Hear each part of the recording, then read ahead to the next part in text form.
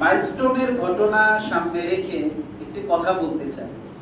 এখানে যে বাচ্চারা দগ্ধ হয়েছে, পড়ে গেছে, আমাদের দেখে সবারই অন্তরে খুব কষ্ট লেগেছে।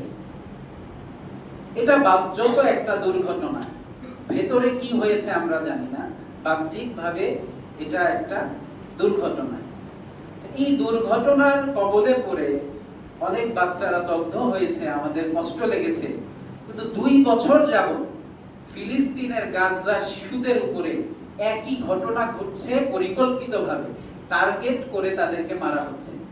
এই শিশুদের জন্য আমাদের একইভাবে কষ্ট লাগে কিনা?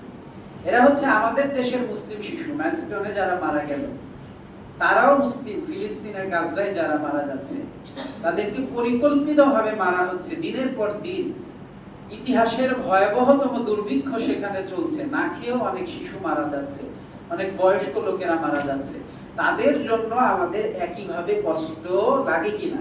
যদি কষ্ট না লাগে তাহলে বুঝতে হবে যে আমাদের এই যে কষ্ট লাগা, এই যে দুঃখবোধ, এই যে সমবেদনা, এটা আমাদের দেশের যে প্রত্যেকটা দেশেরই বর্ডার থাকে, হ্যাঁ, এই বর্ডারের মধ্যে আটকা পড়ে গেছে আমাদের এই কষ্ট লাগা। আল্লাহ রাসূল সাল্লাল্লাহু আলাইহি ওয়াসাল্লাম বলছেন, আল মুমিনুনা কাজাসাদিন ওয়াহিদিন, যে মুমিনরা হচ্ছে একটি দেহের ন্যায়।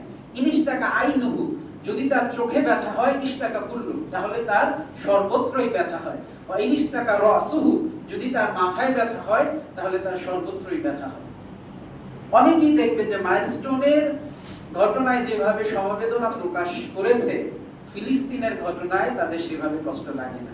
এই জন্য এই বিষয়ে আমি শুরুতেই কিছু কথা বলে নিলাম। এবার আজকে